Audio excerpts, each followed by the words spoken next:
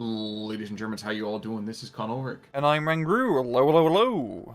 And folks, we are back to the TDT, the Terrible Divisions Tournament in Steel Division 2. Today we have for you on Autobahn Zerhola, who, Rang?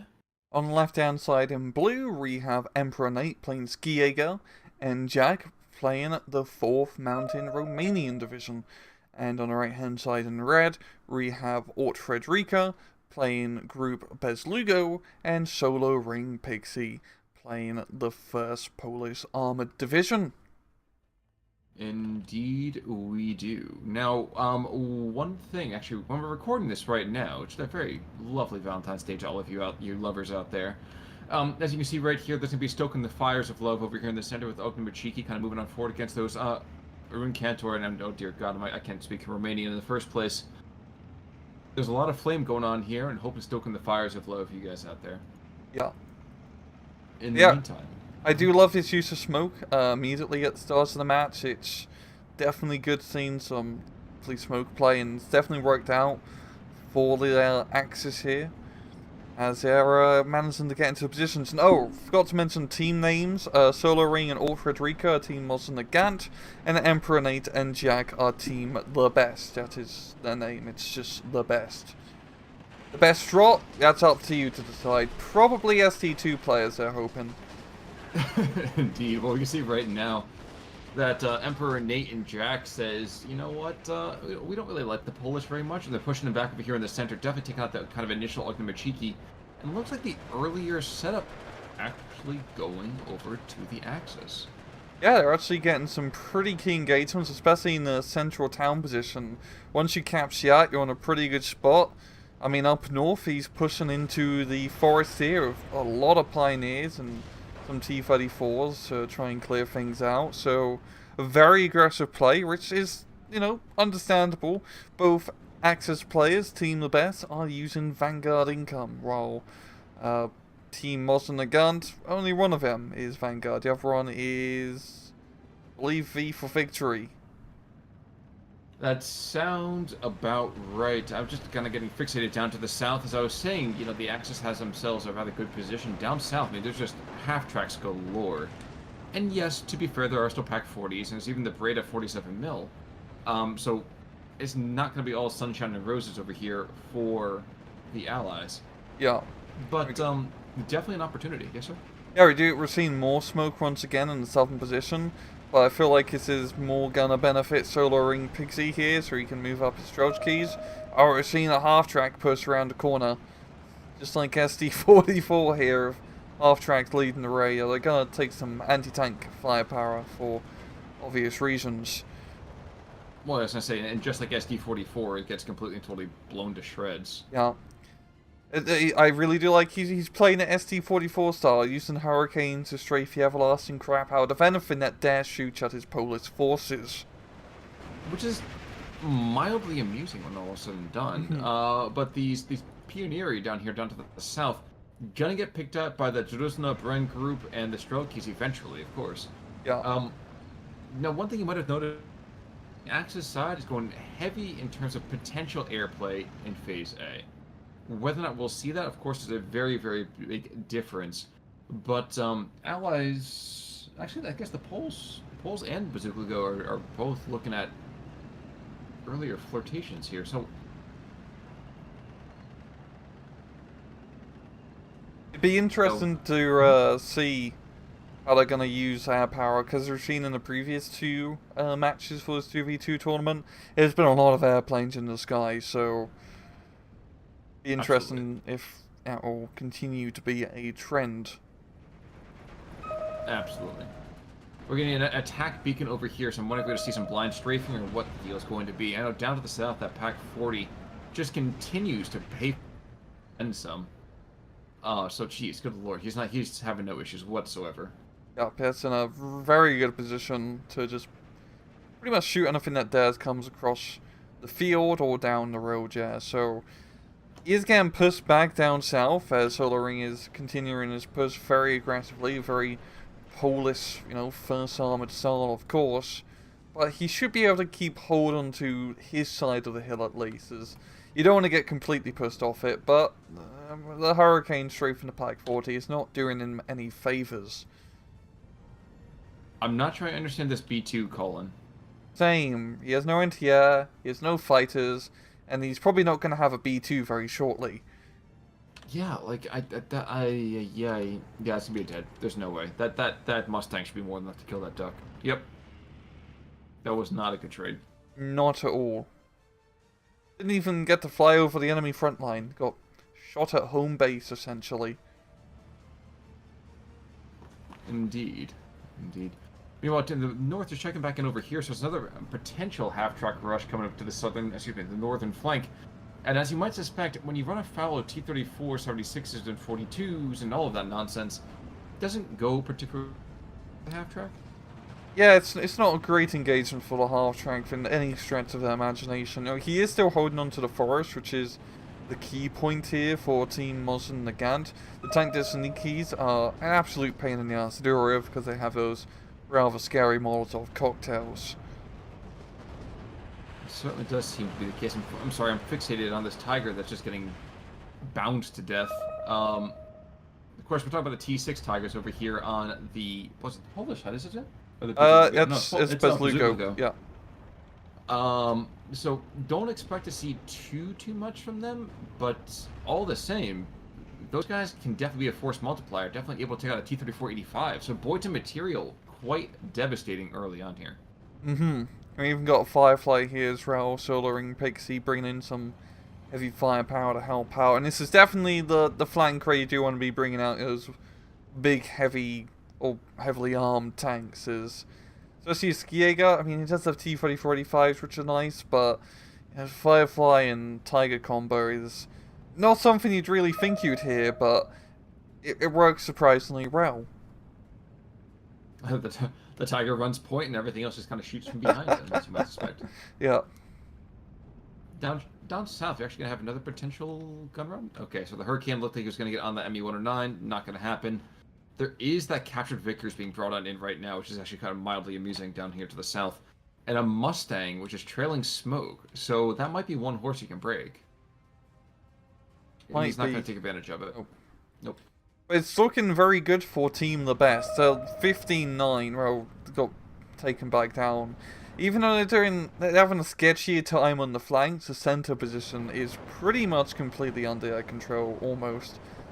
In the central forest area, there's still one flag under Mosin Nagant's control, thanks to all the strokey DPs, but it's really just a matter of time before they get bombed to hell by the Management 410. Which, that will do it. Well, I mean, and that's the right call, though, too. Like, that's exactly what you need to do. Mm-hmm. Yeah, push the center, split them in two. Yes, sir? This is going to be a very much a pain in the ass to deal with for Team Mosin Nagant. Because once you lose the central position and lose those forest positions, it's very hard to push back in there. It's a bunch of open field between you and the enemy. All Team the Best has to do is slap in some Pack 40s in the forest and call it a day. And when your enemy donates some things to you, I was gonna see you play one. Oh, I thought that the ME-109. I thought one smoking one might push off. But the IL-2 makes it out to see another sunshine. Yep, and the Northern Forest is now back under Axis control. The T-34 is pushing through, and they're in a very good position. Once again, in the position that they are, they can pretty much deny reinforcements heading into that Northern Forest, which is the ideal circumstance, really. Definitely going to be a hassle, though, when we get those the SU-76s. I'm not sure why I thought PT-76 made absolutely no sense. But the three triple SU-76s up to the north, those are the ones that basically have the ZIS guns and are roughly anti-tank guns, but also artillery pieces and everything, so it's awful. Yeah, these are like the anti-tank versions of the SU-76s, and then there's the artillery run, which has smoke shells instead of APCR. They can do decently against T-34s. I mean, they do have the APCR shells, which help out quite a lot of them, on all things considering, but just the amount of firepower here, as well as the Tigers and Fireflies, I feel like he's going to be able to get a foothold back into that northern forest because Emperor Nate here doesn't really have a lot of anti-tank to really deal with all these Russians and Polish tanks. No, he's got stuff in this. For example, like he's got that Pack 38 in the center that's just a 50 mil cannon that theoretically has the potential to kill something. Yep. Now he's dead, but the APCR definitely causing some hassles over here early on against some of those potential positions for him. Yeah. And the Pack 48 also has a good shot of blowing up those tanks eventually. You know, those Tigers and Fireflies can only take so much punishment. True. True. Northern flank is falling back into Russian control, or at least the Aztec Allies control. Jeez, not sure where my head is at today. But Cherno's moving on in. Those guys can be, thrown into the fray and get kicked out right exactly the same amount of time. Yep, but they're good, they're cheap, and you can get a lot of them, so they're not terrible. The Su-76s are definitely providing some rather useful fire support, as they still can shoot in an artillery fashion, which is pretty useful. IL-2 is going to really finish off that Sturm Fusilier. He's not going to be Sturming or really Fusilier much anymore. Forgive me, I was looking down to the south. These Vickers come in trying to go and strafe these ground targets. And again, one of those things that we've gone back and forth upon about the necessary sanity of anti-aircraft positions taking so much extra firepower, but what have you. Yeah. It's always like I am loving. I'm sorry, go for it. It's always the danger of using like heavy anti-aircraft guns so close to the front line, and also not having any automatic cannon anti-air, because they can only shoot so much, and once you get close, it's easy to just strafe them. Well, this Mustang's gonna die. That was silly head-to-head, and then the Hurricane's gonna die too. That was really strange. Messerschmitt dies. Who cares? Yeah. I will trade 2 of my fighter aircraft for 1 of yours. Yeah, it was definitely worthwhile. Indeed. Martyr 2 in the meantime, just to the north. Both. Jeez. We got a Sherman 5, who finally hits the broadside of a barn. It's one of those things. I mean, the nice thing about the Terrible Divisions tournament is we get to see those pairings that don't make any sense, and we just saw a heat shelf of a Pack 36. What? I'm sorry. We saw one of those lovely short range shells with basically the Panzergranate on it. I love it. Oh wow! But he shot like Kethen, he's gonna die. He shot like 3 of them, which is unheard of. They only get to usually shoot never, so that is extremely impressive. But yeah, the Pack 36, such a interesting anti-tank gun. I was trying to think of a more productive word, but it's one of the weakest anti-tank guns. Yet at the same time, one of the strongest in the game. You mean, I don't know. I think one of the weakest really has to be this Breda 47 mil. Yeah, it's barely an anti-tank gun. It's not even a pop gun. It's like somebody took a champagne bottle and said, "Aha, kill that tank." Like, it doesn't work. Yeah, I mean, it has more high explosive shells, but even then, 47mm high explosive is... I mean, it has a fast rate of fire, to be fair, so it's not terrible, but it's not great either. It's just, you have it. But we're seeing lots of smoke in the center. Once again, I can't shut up about good smoke play, but it's definitely helping out and, trying to limit that Sherman from being able to shoot stuff, so he still has an angle on some of the infantry. But overall, I mean, it is back to a trove. Mosin and Nagant has managed to even things out, because they're bleeding pretty hard. And heading into B phase, still not looking great for them, economically speaking. But we'll see if they'll be able to survive, or maybe even thrive a little bit and take some territory. And that's definitely not going to happen in the center, because very heavily defended. Oh, certainly true. Certainly true. Sorry, I was watching the drama in the air as this IL-2 took a deflection shot from ME-109, who then bounced and tried to get out, and there's this whole thing. It's just back and forth. It was dreadful. Yeah. I do like how Team Mosin and Nagant has managed to retake a little bit of the forest in the center, mainly getting that flag back, which is a very vital position to at least try and keep a hold on. You really don't want to be losing that forest, so it's good that he did manage to get it back. And it seems like they're going to be pushing again to take the other run. And it seems to be a real big misplay here from Team the Best. As they don't have any anti-tank guns or real firepower here to try and negate his armor and infantry getting too close, because those Sturmski Jägers can't do anything. Oh yeah. Forgive me for cutting you off. That's exactly why. So the Sturmpanzer's moving in for one.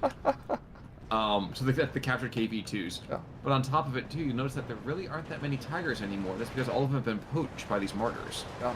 And there is fine, I was talking too much then, but yeah, holy crap. That's a lot of armor. But is it going to pay off? They are managing to push back into this northern forest, but yeah, the Russians don't have that much, or the Russian Polish don't really have that much yet. They have some Su-76s and T-34s.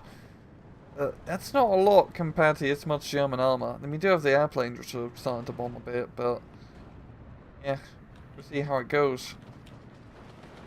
But also, the Zisses, despite the fact that they are devilishly effective, are getting pounded into the dust by the KV-2. Yeah. And the airplanes are not going to be able to get in any closer. As you see, we have a pair of SDK of Z-10-4s moving on in as well. So the 20mm pop guns, yeah, those are the autocannon anti-air you were talking about before. And AAA at that point, it's going to be so heavy they won't even need to fly. They can just kind of walk across what's going to be going on. Mm-hmm. First perspective push happening by these martyrs to the north, and I'm kind of fascinated to see how this goes, because I can't imagine that they've got great... The optics, I mean, it says, it's always good optics, but I'm always so skeptical. Yeah, I'm not going to be able to really spot the Zis guns, of course, in the forest, but T-34s and the Su-76s out in the open, they do have a pretty good chance. It's still going to be sketch, as they're going to take a bit of time to aim, as they don't have those turrets. So he might lose one or two popping around this corner. Or maybe not. The Sturmpanzer and the T-30-45. Yeah, one's freaked out, but another kill here. That's one kill right there. It's already paid themselves off. They've paid themselves actually already.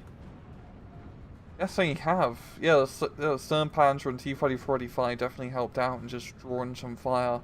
But the two Martyrs are dead. But still not a terrible engagement for the Axis, yeah. Managed to knock out most of the Russian armor in the vicinity, but the main thing is that Mosin Nagant still has infantry in that forest, and they're still holding the flag. True. Looking elsewhere, though, the decreased presence, let's call it to put it mildly, does mean that the central position is much more absent any kind of armored vehicles. In fact, I just saw the Firefly go down over here, courtesy of that captured KV-2. So that guy, quite a traitor to the cause, and just causing so much hassle. So much. It's very weird alliances here going on. I mean, you got a Russian, a Polish, a German, and a Romanian, all in the same match. This is why I love ST2. You also have IL-2 to the north going into 4 anti-air guns. Is he gonna drop? Oh, no. There really should have been no way in hell he ever should have gotten that drop off. Yeah. Those 20 mils are just enough to keep that KV-2 alive. The IL-2 is going to get out. It's an IL-2. They're pretty much indestructible. But it's looking pretty good for Team the Best.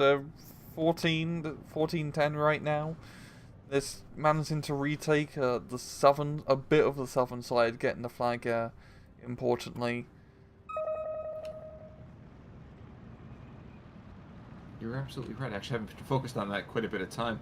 But as you might suspect, I mean, down here, Martyr 2's trying to make their presence felt. And this is a little bit harder to play, really, that armor game. This is an area of ambush marauders and you know, these infanteristi over here with the 149mm Panzerfaust. I mean, that's what you need down here. This is not vehicle play. Vehicle play is over here in the center, where everything is just dying.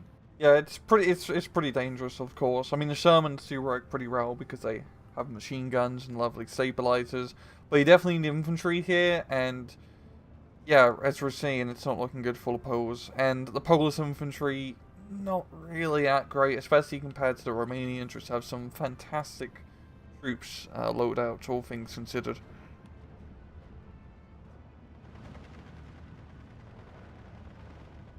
Possible, but we're crossing over here into Phase C. And 15-9, we are going to see that our allies are slowly running out of time. Yeah. But there's the continuing to push show. Like, they are, like, attacking on all fronts, as we're seeing on 2v2. Nothing is... There's not too much of tunnel vision going on, per se. But the Axis just have a very good defensive line now. They have a lot of those tank destroyers. They got the anti-aircraft net set up. We're seeing Lazar come through and completely shrek that KV-1S. That's the kind of bizarre thing. It's like we're seeing this match where I'm not sure if it's heaven, hell, or someplace in between.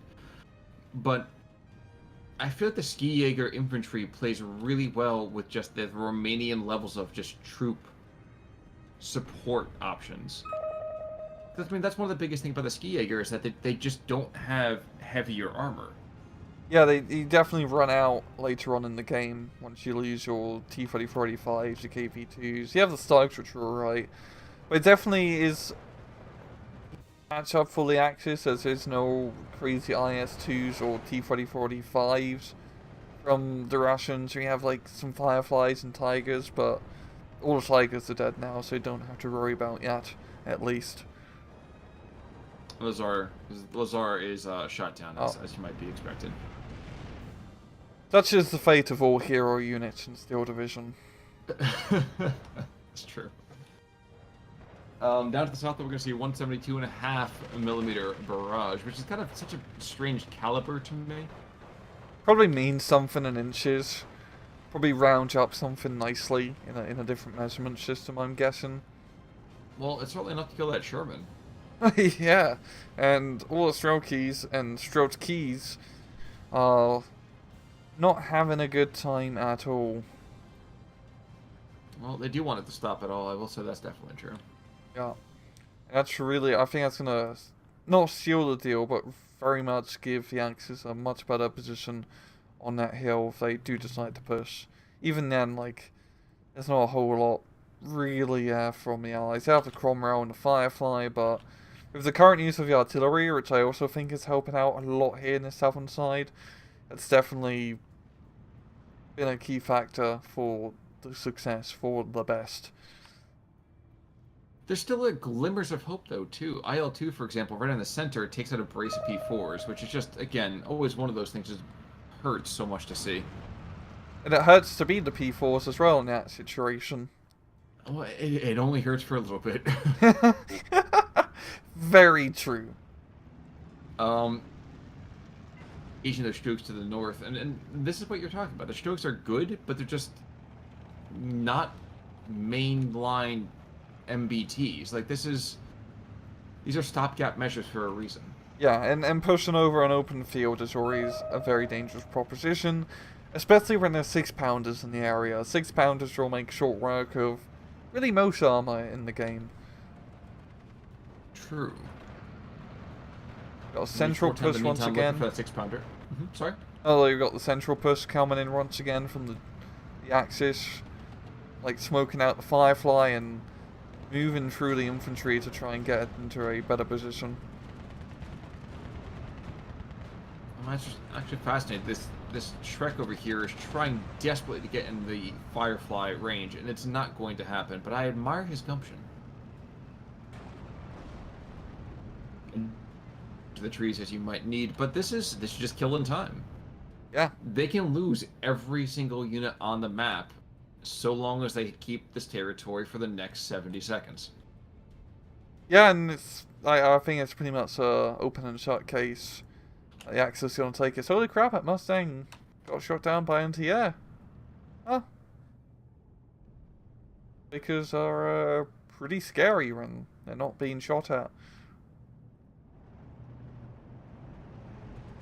Entirely possible here. So I was watching as the IL-2 goes after this poor innocent little thousands of pounds on him. We got a second one coming in as well. Yeah, I feel like a lot of this match really came down to like the infantry And the Axis infantry definitely came out on top. Skiega not running into, by also getting a quick victory, not running into the Tristana issues of running out of Skiegas, which is always a pain in the butt. True. True. Just to kind of, I know I don't want to be how to win harder, but I feel like it would have helped to be a little bit more circumspect with some of the earlier airplay. Yeah. But again, when they pick up a victory like this, and of course we haven't seen the team stats just yet, it's kind of hard to argue with what happened. Mm-hmm. But it's pretty even. Very hard to argue with that. Mm-hmm. Like, the KD is, like, not too far off, all things considered. Emperor and 8 definitely picking up more of the kills, yeah, but Solar Ring Pixie also did a decent job. Well, and Frederica von Auerstadt over here has a couple of units that are minor heroes, but at the same time, we see over on the opposite side, Emperor Nate's got 1, 2, 3, 4. We have a ground ace in Heinz with a captured T. The Sturmpanzer has several positions and a couple of hardier things overall as well. So just very, very good use of otherwise outnumbered pieces of equipment. Like how would you really kind of say this otherwise? I felt like the Axes got the better in terms of the anti-armor play. They had the anti-tank guns, which helped out a lot, especially in the southern side. Pack 36 doing a decent job. But yeah, for Bez Lugo, once you lose the Tigers, you're stuck with SU-76s and T-34 76s, which on a map like this, where it's pretty open, doesn't work out well. Poles are a bit different, but for the most part, your Fireflies are more rare and expensive compared to your standard Shermans, which, in once again, more open ground play, don't fight off that well against Stugs and Pack 40s. True. Very true. Yeah, good match on both sides. Indeed, indeed. And folks, that's going to do it for us today. As always, there will be another match a little bit later this week. I believe actually it's another 2v2 from the Terrible Division Tournament. Until then, though, I'm Conalwork. I'm Rangru, take it easy.